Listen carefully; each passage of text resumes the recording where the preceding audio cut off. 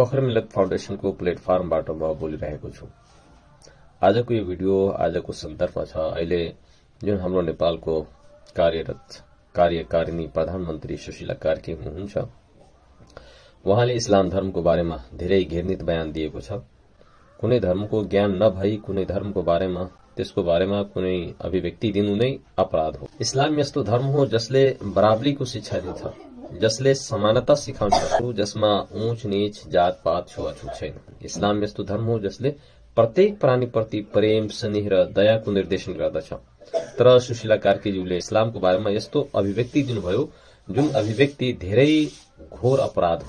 इस्लाम धर्ममा टोटल 1,24,000 वटा अम्बियाहरू पैगम्बरहरू अर्थात अवतारहरू छन्। कुनै धर्ममा 24 वटा अवतार छन्, कुनै धर्ममा 10 वटा गुरुहरू छन्, कुनै धर्ममा 12 वटा, कुनै धर्ममा 16 वटा छन् टोटल।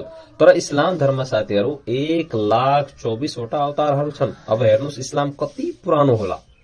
इस्लाम धर्मको सबभन्दा आखिरी पैगम्बर हजरत मोहम्मद सल्लल्लाहु अलैहि वसल्लम आजभन्दा 1,500 साल लगभग पहिला मक्कामा पैदा लिनुभयो। उहाँ इस्लामको प्रचारक हुनुहुन्छ। इस्लाम धर्मको संस्थापक अल्लाह सुब्हानहु व तआला हुन् र नबीहरू प्रचारक हुनुहुन्छ। इस्लाम धर्म सबैभन्दा पुरानो धर्म हो, सबैभन्दा पुरानो धर्म हो। इस्लाम धर्मको पहिलो नबी हजरत आदम अलैहिस्सलाम, त्यसपछि हजरत नूह अलैहिस्सलाम, इद्रिस अलैहिस्सलाम, इब्राहिम अलैहिस्सलाम, इसाक अलैहिस्सलाम, इस्माइल अलैहिस्सलाम, युसुफ अलैहिस्सलाम, याकूब अलैहिस्सलाम, दाऊद अलैहिस्सलाम, धेरै नबीहरू, ईसा अलैहिस्सलाम, मूसा अलैहिस्सलाम। त्यसमा सबभन्दा लास्ट, सबभन्दा आखिरी नबी हजरत मोहम्मद मुस्तफा सल्लल्लाहु अलैहि वसल्लम हुनुहुन्छ, जो आजभन्दा 1,500 साल पहिला मक्कामा पैदा लिनुभयो। वहाँ धर्मको, इस्लाम धर्मको संस्थापक होइन, वहाँ इस्लाम धर्मको प्रचारक हुनुहुन्छ। इस्लाम धर्मको संस्थापक त अल्लाह ताला नै हुन्। अल्लाह जसले यो चन्द्रमा बनायो, सूर्य बनायो, धरती बनायो, आकाश बनायो, वहाँ नै इस्लाम धर्मको संस्थापक हो। नबीहरू त प्रचारक हुन्छ।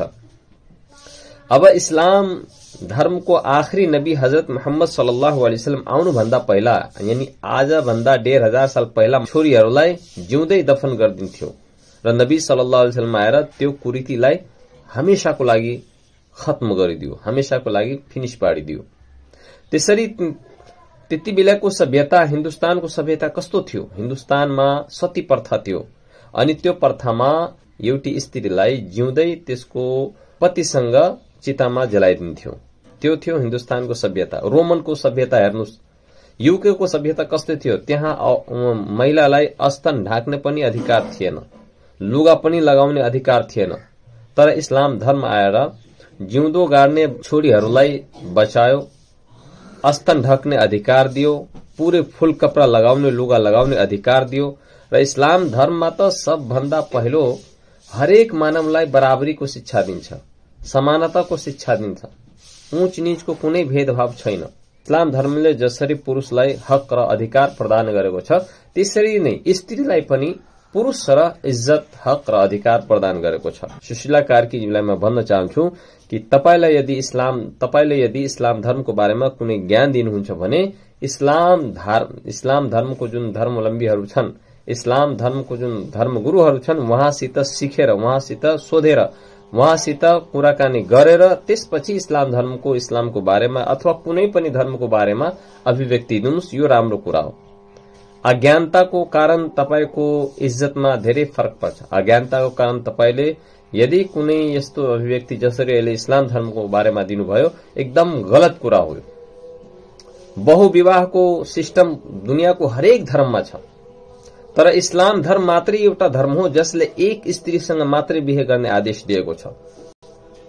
र यदि कसैले एक भन्दा बढी विवाह गर्न चाहन्छ भने त्यसमा धेरै कन्डिसनहरू लगाएको छ र त्यो कन्डिसनहरू नफलो गरिकन एउटी स्त्रीसँग मात्रै बिहे गर, यो इस्लाम धर्मले आदेश दिएको छ।